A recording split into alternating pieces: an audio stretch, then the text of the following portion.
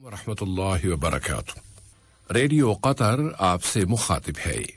Safe الرحمان سے آج کا دوسرا نشریہ سماعت فرمائیے۔ ابتدا میں پیش خدمت ہے اہم خبروں کا خلاصہ۔ صاحب سمو امیر نے ماہ رمضان کی آمد کے موقع پر عربی اور اسلامی ملکوں کے قائدین کے ساتھ مبارکباد کا تبادلہ کیا ہے۔ وزارت اوقاف و اسلامی امور نے اعلان کیا ہے کہ کل 13 اپریل بروز منگل ماہ رمضان کا پہلا دن ہوگا۔ کووڈ-19 کے خلاف ویکسینیشن کے ایک نئے سینٹر کا افتتاح کر دیا گیا ہے، جس سے ویکسینیشن کے قومی پروگرام کو مزید فروغ حاصل ہوگا۔ اور قطر نے ایران کی ایٹمی تنصیب پر کیے جانے والے حملے کی سخت الفاظ میں مذمت کی ہے۔ سامعین، یہ تھا اہم خبروں کا خلاصہ، اور اب پیش خدمت ہے ریڈیو قطر سے آج کا دوسرا مفصل نشریہ۔ بسم اللہ الرحمن الرحیم۔ صاحب سمو امیر شیخ تمیم بن حمد آل ثانی نے مجلس شورا کے اسپیکر جناب احمد بن عبداللہ بن زید آل محمود کی جانب سے ایک برقی پیغام وصول کیا، جس میں صاحب سمو امیر کو رمضان کے مبارک مہینے کی آمد پر شورا کے اسپیکر اور ممبران کی جانب سے مبارکباد دی گئی ہے۔ صاحب سمو امیر نے شکریہ کا جوابی برقی پیغام ارسال کیا ہے۔ مجلس شورا نے صاحب سمو امیر شیخ تمیم بن حمد آل ثانی کے مقام و مرتبے کو رمضان کے مبارک مہینے کی آمد پر مبارکباد دی ہے۔ صاحب سمو امیر شیخ تمیم بن حمد آل ثانی نے ماہ رمضان کی آمد کے موقع پر برادر عربی اور اسلامی ملکوں کے سربراہان کے ساتھ مبارکباد کے برقی پیغامات کا تبادلہ کیا ہے۔ صاحب سمو امیر نے برادر ملک کویت کے امیر شیخ نواف الاحمد الجابر الصبا، کویت کے ولی عہد شیخ مشعل الاحمد الجابر الصبا، برادر ملک اردن کے بادشاہ شاہ عبداللہ دوم ابن الحسین، جمہوریہ تیونس کے صدر قیس بن سعید، ڈیموکریٹک جمہوریہ الجزائر کے صدر عبد المجید تبون اور فلسطینی اسٹیٹ کے صدر محمود عباس کے ساتھ ٹیلی فون کے رابطوں میں مبارکباد کا تبادلہ کیا ہے۔ نائب امیر شیخ عبداللہ بن حمد آل ثانی نے برادر عربی اور اسلامی ملکوں کے اولیاء عہود اور نائب سربراہان کے ساتھ ماہ رمضان کی آمد پر مبارکباد کے برقی پیغامات کا تبادلہ کیا۔ اسی طرح وزیر اعظم و وزیر داخلہ شیخ خالد بن خلیفہ بن عبدالعزیز آل ثانی نے برادر عربی اور اسلامی ملکوں کے وزرائے اعظم کے ساتھ ماہ رمضان کی آمد پر مبارکباد کے برقی پیغامات کا تبادلہ کیا ہے۔ وزارت اوقاف و اسلامی امور کی رویت ہلال کمیٹی نے رمضان کے مبارک مہینے کا چاند دیکھنے کے لیے آج مغرب کی نماز کے بعد اپنا اجلاس منعقد کیا، اور پھر وزارت اوقاف کی طرف سے اعلان کیا گیا کہ کل 13 اپریل بروز منگل رمضان سن 1442 کا پہلا دن ہوگا۔ اردو ریڈیو اپنے تمام مسلمان سامعین کو ماہ رمضان کی مبارکباد پیش کرتا ہے۔ صاحب سمو امیر شیخ تمیم بن حمد آل ثانی نے برادر ملک سعودی عرب کے بادشاہ خادم الحرمین شاہ سلمان ابن عبدالعزیز آل سعود کے نام شہزادہ بندر بن فیصل بن سعود بن عبد الرحمن آل سعود کی وفات پر تعزیت کا برقی پیغام ارسال کیا۔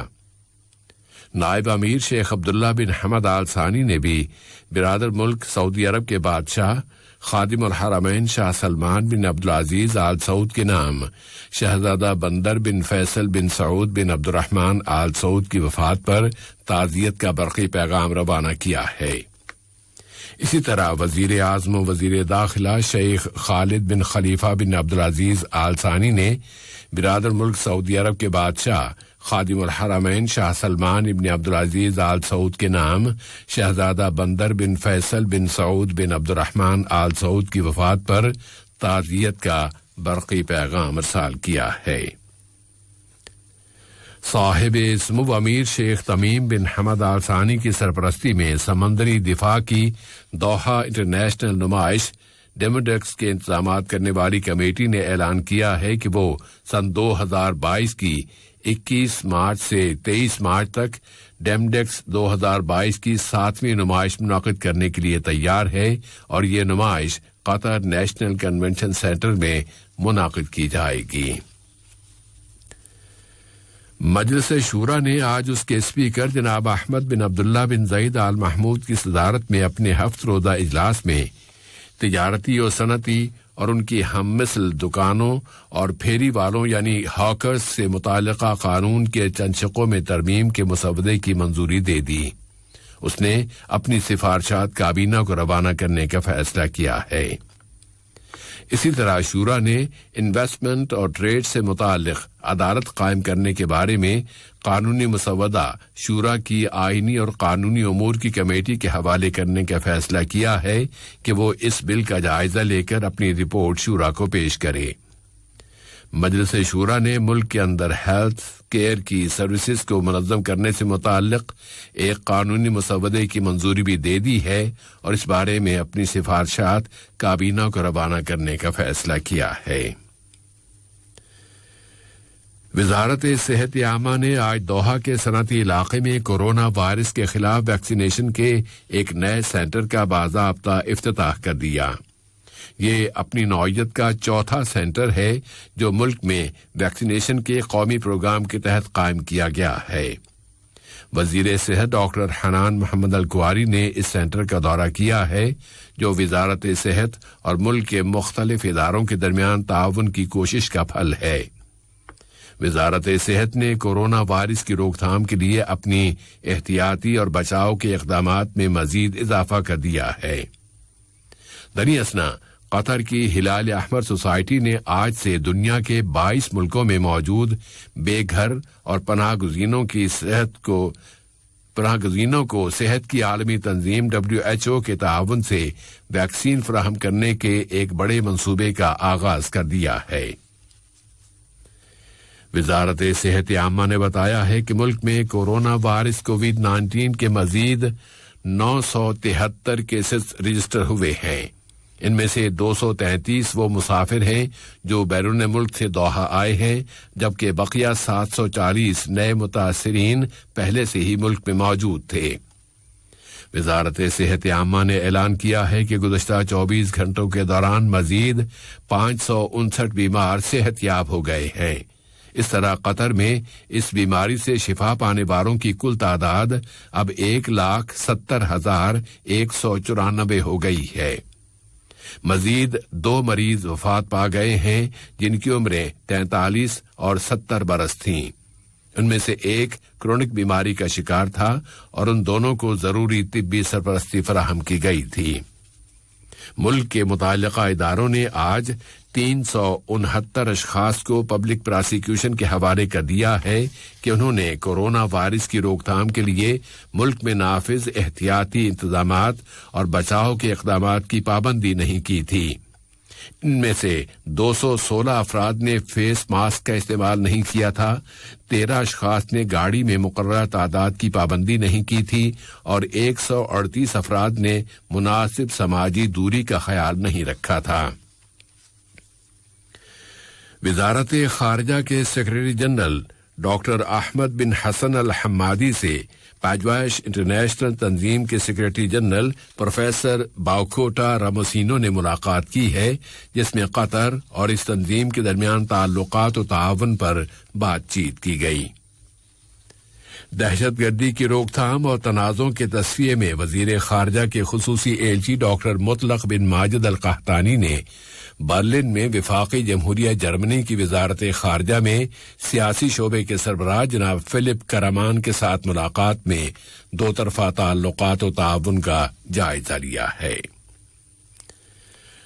قطر نے ایران کی ایٹمی فیکلٹی کو نشانہ بنانے والے حملے کی شدید الفاظ میں مذمت کی ہے اور کہا ہے کہ یہ ایک خطرناک تخریب کاری ہے جس سے علاقے کے امن و استحکام پر منفی اثر پڑے گا اور کشیدگی کی شدت میں اضافہ ہو جائے گا۔ وزارت خارجہ نے اپنے ایک بیان میں کہا ہے کہ قطر ایران کے ایٹمی پروگرام کے بارے میں مذاکرات کے ٹریک کی مکمل حمایت کرتا ہے تاکہ ایک ایسے جامع تصفیے تک پہنچا جا سکے جو سب کے لیے قابل قبول ہو۔ ایران نے باضابطہ سرکاری طور پر اسرائیل پر الزام عائد کر دیا ہے کہ اس نے نتنز ایٹمی تنصیب پر حملہ کیا ہے، اور ایران نے عہد کیا ہے کہ وہ اس حملے کا انتقام لے گا۔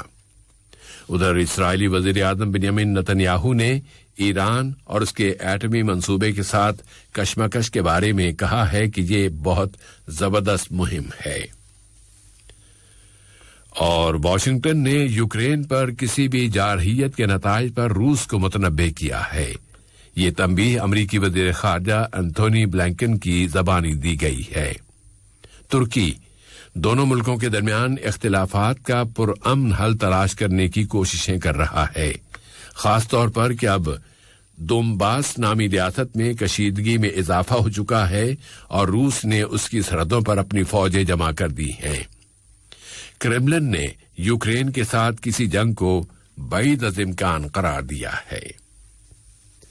آج کا یہ نشریہ ختم ہونے سے قبل اہم خبروں کا خلاصہ ایک مرتبہ پھر سماعت فرما لیجیے۔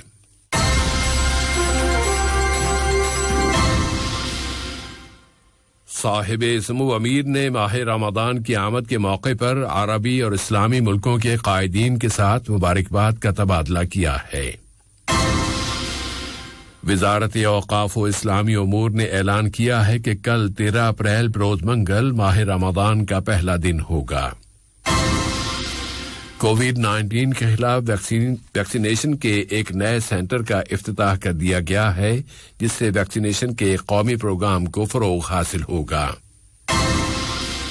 اور قطر نے ایران کی ایٹمی تنصیب پر کیے جانے والے حملے کی سخت الفاظ میں مذمت کی ہے۔ ریڈیو قطر سے آج کا دوسرا نشریہ اپنے اختتام کو پہنچا۔ اگلا نشریہ کل صبح 9 بجے پیش کیا جائے گا انشاءاللہ۔ السلام علیکم دوستوں، میں ہوں شیخ نور۔ مجھے امید ہے کہ ویڈیو آپ کو انفارمیٹو لگی ہوگی۔ اسی طرح قطر اپڈیٹ آتے رہنے کے لیے میرے یوٹیوب چینل گپ ship with Sheikh Noor YouTube channel کو سبسکرائب کیجیے، اور اس ویڈیو کو لائک، کمنٹ اور شیئر ضرور کیجیے۔ Thank you.